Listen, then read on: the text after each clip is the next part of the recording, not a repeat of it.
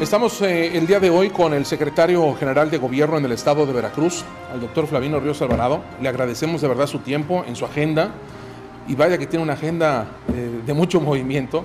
Doctor Flavino Ríos Alvarado, muchísimas gracias por atender este llamado. Gracias, Guillermo, me da mucho gusto saludarte, saludar a todo el auditorio de Oliva Noticias, y estoy como siempre a sus órdenes. Muchísimas gracias. ¿Cómo va el secretario de Gobierno Flavino Ríos ya en esta recta final de la administración duartista? ¿Cómo la está sintiendo?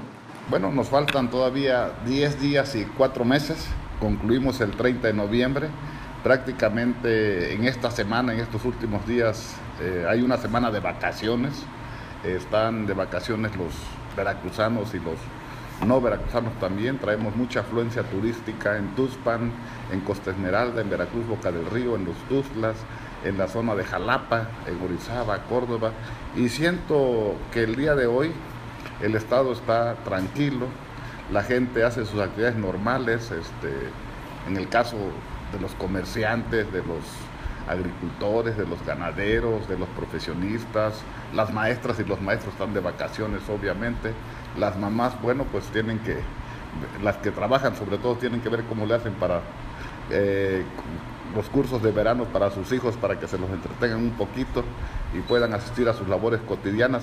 Es decir, Veracruz trabaja normalmente, es decir, pero todo esto se debe a la fuerza no del gobierno, sino a la fuerza de los veracruzanos, al deseo de progresar, de prosperar, de desarrollarse, y eso hace que en este momento Veracruz esté tranquilo, Guillermo. Muy bien, ¿qué le falta al secretario Flavino Ríos? ¿Qué cosas todavía están en la agenda política veracruzana, en su agenda? Bueno, tenemos todavía, acuérdate que el secretario de Gobierno lleva la relación con las dependencias federales, con los municipios, con el Poder Ejecutivo, con el Legislativo, con el Gobierno federal, y en ese sentido con las Fuerzas Armadas, con el Ejército, con la Marina, con las iglesias, y en ese sentido lo que tenemos pendiente en este momento es el periodo de sesiones ordinarias del Congreso del Estado, que estamos muy atentos al desarrollo de esta, porque obviamente hay temas que son muy trascendentales. El periodo concluye el 30 de julio y viene un receso, viene la permanente. Nos corresponde ya entregar el 15 de noviembre el último y sexto informe de Javier Duarte de Ochoa. Obviamente antes se instala la legislatura, la 64ª legislatura, el 4 de noviembre. Se entrega el informe el 15 y después vienen las comparecencias de los secretarios de despacho ante la nueva soberanía popular que eligió el pueblo de Veracruz. Ahora bien, secretario, ¿qué se está llevando como la experiencia en este transcurso, en estos meses, en esta responsabilidad pública, que no es la primera, este es en un segundo frente? Un segundo frente, pero las circunstancias siempre son distintas. Las circunstancias no son las mismas. ¿Es más difícil ahora? Es más complicado ahora. No difícil, complicado diría, o complejo, más que complicado. ¿Por qué? Porque el 5 de junio el pueblo de Veracruz votó por otra opción. Vamos a entregar al gobierno a un partido distinto al nuestro, y eso hace que las cosas sean más complejas. Pero se tiene que dar una transición democrática, tranquila, en paz, como la desean yo creo que todos los veracruzanos. Ningún veracruzano quiere que haya intranquilidad política, quiere que haya conflictos. Todos queremos vivir en paz. Y en ese entendido, tanto los de la administración saliente como los de la administración entrante, tenemos que poner todo lo que esté de nuestra parte para atemperamentar los ánimos, para que las aguas se calmen. Y obviamente hay un proceso de entrega-recepción que establece la misma ley, el artículo 58 de la Ley Orgánica del Poder Ejecutivo, y que empieza el 1 de noviembre, y en ese momento estaremos ya dándole toda la información a la nueva administración. ¿No antes como lo está pidiendo Miguel Ángel Yunes? En el caso es una petición, pero hay un artículo de nuestra Constitución Política del Estado, si mal no recuerdo, el artículo 4, que ahí está impreso un principio general de derecho que tiene que ver con que los servidores públicos, las autoridades, únicamente pueden hacer aquello que expresamente está contemplado en la ley, y los particulares y los ciudadanos todo aquello que no está prohibido. Es decir, si la ley nos faculta o nos atribuye una función y nos dice que es a partir del 1 de noviembre cuando empieza el periodo de transición, tenemos que cumplir con lo que establece la ley. En ese sentido estamos muy atentos, obviamente, pero la ley es la ley, tenemos que cumplirla, no podemos hacerla a un lado, no es una actitud tampoco caprichosa, sino es una actitud del cumplimiento de la ley. Y vamos a entregar toda la información. Estamos en el periodo de entrega-recepción de los libros blancos, de que todas las dependencias tengan en tiempo y forma toda la información que se requiera para poder entregar el gobierno como lo quiere Javier Duarte, de una forma normal y tranquila. Secretario, no es un secreto saber, conocer, leer lo que se ha declarado en las últimas semanas, desde que se supo oficialmente el resultado electoral en el estado de Veracruz. Hay una situación tensa. Sí, efectivamente, pero es nada más en los medios de comunicación y es en los actores políticos. Abajo, la población veracruzana, sí, la mayoría de la población veracruzana, y hay que recordar que al gobernador electo lo eligió prácticamente el 20% de los 5.200.000 ciudadanos que votan. Es decir, un 80% no votó por él. Y de los que votaron, solamente un 33% votó por él. Entonces, no tiene el 100%. Tiene una parte nada más, y obviamente que esto pasa como cuando las familias son numerosas. Hay voces que discrepan, hay voces que están a favor, y bueno, alguien tiene que poner un poquito de mesura, de prudencia, de tolerancia, diría yo, para bajar los ánimos. No es conveniente, en el caso de Veracruz, que es un estado rico, y es rico en todos sus aspectos, no solamente por el trabajo de sus habitantes, de las personas, simplemente el gobierno conduce ese trabajo. Es rico por todo lo que representa Veracruz. Veracruz es un estado donde se dan todos los cultivos, todos los cultivos, y todas las frutas tropicales, pero también las frutas de tierra fría, la uva, la pera, el durazno, la manzana. La uva es el único fruto que no se da en Veracruz. Todas las demás frutas tropicales, exóticas, las que quieras, se dan en Veracruz. Pero además en Veracruz tenemos puertos, 3 puertos, el puerto de Tuxpan, que trae un desarrollo muy importante, el puerto de Veracruz con su ampliación que va a permitir mover más carga, el puerto de Coatzacoalcos, que es un puerto industrial, pero también tenemos carreteras, tenemos autopistas. El gobierno federal, el presidente Peña Nieto, ojalá los que nos están escuchando que viven entre donde está la planta nuclear de Laguna Verde, La Mancha se llama, y Poza Rica, vean el avance que lleva ya la carretera que le prometió Peña Nieto a los habitantes de Poza Rica. Es una carretera obviamente que va a ser de cuota, pero que ya lleva un avance muy sustancial y muy importante. Hay muchas obras en Veracruz. Se inauguró hace mes y medio aproximadamente la planta de Tileno 21 con una inversión importantísima. Es la planta privada o la inversión privada extranjera que no solamente detona toda la que tiene que ver con la petroquímica secundaria, sino que es punta de lanza porque es la primera en América Latina, es la mayor inversión en América Latina que se hace, pero se hace en Veracruz, en el sur de Veracruz. Tenemos refinerías, tenemos complejos, tenemos una nucleoeléctrica, tenemos termoeléctricas, tenemos hidroeléctricas, cultivamos maíz, arroz, frijol, tomate, chile. Tenemos también una gran fuerza, diría yo, de los veracruzanos, y en ese sentido Veracruz es una población, creo yo, muy inteligente, muy sensata, y sabe distinguir de lo que son los actores políticos, los que obviamente todos los días están en los reflectores de los medios de comunicación, y de toda la gente que está trabajando y que quiere progresar. Secretario, todos los días, si no es que todos los días, cada semana, se genera información por parte del gobernador electo en Veracruz, Miguel Ángel Yunes, de que el gobierno del estado no les entrega la información, de que hay acusaciones o señalamientos de desvío de recursos, denuncias incluso ante la federación también. Se han dado a conocer, se han publicado, son del dominio público veracruzano, cartas al presidente de la República por parte de los legisladores, por parte de empresarios. ¿Qué escenario se puede esperar hacia los veracruzanos para la entrega-recepción, el gobierno que se va, el gobierno entrante? ¿Qué escenarios debemos de tener los veracruzanos? Porque esto está, insisto, muy tenso, muy ríspido, álgido en algunos momentos, pero bajo su óptica, su visión, ¿cómo lo destaca? Como todas las cosas que suben, todo tiende a bajar. Es una ley física. Y en el caso de la política es igual, no tiene por qué cambiar. La misma pregunta nos hacían antes del 5 de junio. ¿Qué va a pasar el día de la elección? ¿Va a haber violencia? ¿Va a haber confrontación? ¿Va a haber enfrentamiento? No hubo absolutamente nada. El día 6 de junio, Veracruz amaneció tranquilo. ¿Qué va a pasar el 30 de noviembre? Nada. Vamos a entregar la administración. El 1 de diciembre el gobernador electo se presentará al Congreso, toma protesta y se dedicará a gobernar. Eso es lo que va a pasar. Obviamente sí hay esa efervescencia, sí hay esa situación, pero se da mediáticamente y efectivamente. ¿Por qué?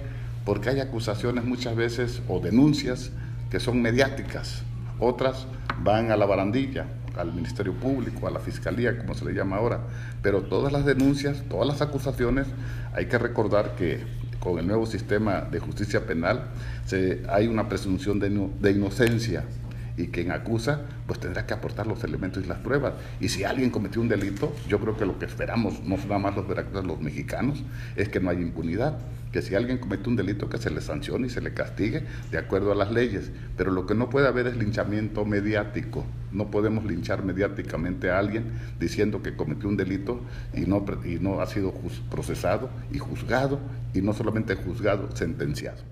Secretario, últimamente el Congreso veracruzano ha sido protagonista, y yo diría que en este último año, no en los pasados, esa es mi percepción, pero está siendo protagonista el Congreso veracruzano de eventos muy importantes, de tomas de decisiones o de aprobaciones muy importantes para los veracruzanos, que incluso ha enviado el Poder Ejecutivo, en este caso el gobernador Javier Duarte, sobre estos escenarios también, porque el Congreso tiene también su peso específico, de temas, insisto, muy relevantes para el Estado. Te comento y le comento al auditorio. El gobierno es uno solo. Para su ejercicio, el gobierno se divide en 3 poderes: ejecutivo, legislativo y judicial. Y el legislativo es el que se encarga de hacer las leyes. El ejecutivo es el que se encarga de ejecutar las leyes que hace el Congreso del Estado, y el Poder Judicial se encarga de dirimir las controversias no solamente entre el legislativo y el ejecutivo, sino también entre los particulares. Y en ese sentido el Congreso pues es una caja de resonancia política, y obviamente todo lo que se diga o haga en el Congreso tiene una repercusión mediática también. Hay algunas iniciativas que han sido muy controversiales, pero por ejemplo te pongo lo de la basificación. Alguien decía por ahí que se iban a basificar 24,000 trabajadores, que de entre ellos había 15,000 aviadores. Completamente falso. Se van a basificar únicamente 7,000 trabajadores, y todos trabajan, ninguno es aviador. Incluso estamos por ver los lineamientos para la basificación, y ten la seguridad de que todos esos trabajadores en este momento cobran por contratos o por honorarios, que no va a haber ninguna repercusión económica. Bueno, sí hay una repercusión económica, hay que comentarlo y hay que decirlo también con mucha seriedad y con mucha responsabilidad. El Día del Empleado, que es el 21 de octubre, que se le da un mes a todos los empleados del Poder Ejecutivo, pues se les tendrá que dar a esos empleados que están colaborando con nosotros, que una vez que sean basificados, esa se les va a dar. Y hay otra, que es la aportación al IPE, la que aporta el trabajador y la que aporta el patrón. Pero el salario que vienen ganando ahorita será el mismo, no hay incremento salarial, por lo tanto es completamente falso que se vaya a basificar aviadores, es falso que se vayan a basificar 24,000, y es falso que la basificación cueste 1,500 millones de pesos. La basificación únicamente le cuesta al gobierno 108 millones de pesos, pero trae un adicional. 1, se les da garantía y seguridad en su trabajo, su permanencia en el trabajo. Obviamente pueden ser cesados si es que cometen algún acto indebido, ilegal, pero también se fortalece la reserva técnica del IPE. ¿Por qué? Porque va a haber ingresos y hay un fortalecimiento económico del IPE. Esa es una de las que ha causado mucho revuelo, diría yo. Obviamente hay opiniones a favor y en contra. El Congreso lo que aprobó no fue la basificación. El Congreso lo que aprobó fue una adecuación a la Ley del Servicio Civil y a la Ley de Servicio Profesional de Carrera. Son leyes que no son de ahorita. La del Servicio Civil data de 1992 y la del Servicio Profesional de Carrera data del 2003. Y en el caso del gobierno federal panista, puso en marcha la del Servicio Civil y la del Servicio Profesional de Carrera. Incluso ahí están muchos servidores públicos con filiación panista que colaboran con nosotros en las delegaciones federales y no pasa nada. Lo que se pretende es que no haya cambios, sino que el servicio público, la administración pública, se profesionalice y que los que trabajan en la administración pública tengan la garantía y la seguridad de que si hacen bien las cosas, pues van a tener su trabajo permanentemente. De eso se trata nada más. Secretario, en otro tema también del Congreso veracruzano tiene que ver con fideicomisos ahora para poder pagar a los acreedores del gobierno del Estado, una lista interminable de adeudos que se tienen también y que el mismo gobierno los ha reconocido. Insisto, son temas muy complicados, sí, delicados, incluso hasta técnicos. Pero te comento y le comento al auditorio. Javier Duarte en el 2010 recibió un pasivo contingente de 17.500 millones de pesos. Y ahí está la Gaceta, me parece que es del mes de agosto, ¿sí? Cuando se reestructura la deuda y aparece ese pasivo contingente de 17.500 millones de pesos. Está publicado en la Gaceta Oficial del Gobierno del Estado en agosto del 2011. Y también se reestructura la deuda. Actualmente la deuda del gobierno de Veracruz es de 42.000 millones de pesos, que es la que está registrada en la Secretaría de Hacienda y Crédito Público. Ahí están los registros y son públicos. Y lo que traemos de adeudo en este momento a los proveedores es de 11.500 millones de pesos. ¿Eso qué significa? Que se le bajó de 17.000 a 11.500 millones de pesos. Muchos adeudos son 2010, 2011, 2012, 2013 y algunos 2014. 2015 y 2016 no hay adeudos. En ese sentido, se adecúan los fideicomisos y el fideicomiso, ¿qué mandata este fideicomiso? Que lo que se recaude el 3% a la nómina, tiene otro nombre, pero es un poquito más largo el impuesto ese, pero es el 3% a la nómina, ¿sí? Vaya directamente a una cuenta mandatada del fideicomiso y que con esa cuenta mandatada se le pague a los proveedores, a los que les debe el gobierno de cualquier circunstancia, que se les pague. Y ese consejo técnico del fideicomiso, ¿cómo está integrado? Está integrado por 6 representantes de cámaras empresariales. Ellos van a nombrar al secretario técnico, 6 de cámaras empresariales y 4 del gobierno del Estado. ¿Del gobierno quiénes son? El secretario de Finanzas, el secretario de Desarrollo Económico, el secretario de Desarrollo Social y el Contralor. Los demás son empresarios, líderes de cámaras empresariales de todo el Estado. Ellos van a decidir a quién se les paga. ¿De qué? De un anexo que también le presentó al Congreso la Secretaría de Finanzas, donde está perfectamente estipulado, comprobado el gasto, o más bien el contrato, la obra, la prestación de servicios que se le hizo al gobierno y que por alguna causa se le debe. Pero te comento, y le comento al auditorio, que Javier Duarte recibió 17.500 millones de pesos. Yo con mucho gusto te hago llegar la Gaceta Oficial, y que el pasivo que traemos es 11.500 millones de pesos. Y que con estos fideicomisos pues se les da la garantía a los que les debe el gobierno de que se les va a pagar, que no va a ser una facultad discrecional del próximo gobernador. ¿Por qué? Porque no solamente lo autoriza, lo avala el Congreso del Estado. Y en ese sentido hay una mayor certeza y seguridad para los que nos prestaron un servicio y les estamos debiendo. Muy bien. Después de que entregue la Secretaría, doctor Flavino Ríos, ¿qué viene para usted? Unas vacaciones, unas vacaciones, porque merecidas. Me preguntan que si vamos a salir en julio y agosto, mis colaboradores, les digo, pues tómense unos días, pero el secretario no puede salir porque el secretario va a tener vacaciones a partir del 1 de diciembre, ¿no? Días muy intensos y semanas igual, ¿no? Días muy intensos, prácticamente de 24 horas. ¿Cuántas horas duerme, doctor? Duermo bien, fíjate, hasta eso. Yo creo que duermo como 7 horas diarias. Me levanto a las 6 de la mañana. ¿Nada le quita el sueño? Sí, como no. Algunas cosas, pero no todas. O sea, afortunadamente duermo bien. Trabajamos prácticamente de las 6 de la mañana a las 11 de la noche. ¿Sí? Afortunadamente con los medios tecnológicos, los teléfonos, la BlackBerry, el WhatsApp, está uno enterado de todo lo que está pasando en el Estado. Ahorita me están reportando todo lo que está pasando en el Estado, la zona sur, la zona norte, el centro, todo lo que está sucediendo. Y en este estado debe estar uno muy atento. La función del secretario de Gobierno es la de estar atento y evitar que los problemas crezcan. Ese es nuestro trabajo. Y bueno, a lo mejor, como lo hago con mucho gusto, pues las cosas salen bien. Señor secretario Flavino Ríos, como siempre ha sido un gusto poder charlar con usted. ¿Quiere agregar algo más a los micrófonos de Oliva Noticias? Pues agradecerles la verdad y felicitarlos porque ya no solamente están en la radio, sino también están en todas las redes sociales. mandarle un saludo a mi amigo José Luis Oliva y como siempre agradecerles la oportunidad que nos dan de entrar a todo el auditorio del estado de Veracruz. Gracias, secretario, que esté usted muy bien. Gracias.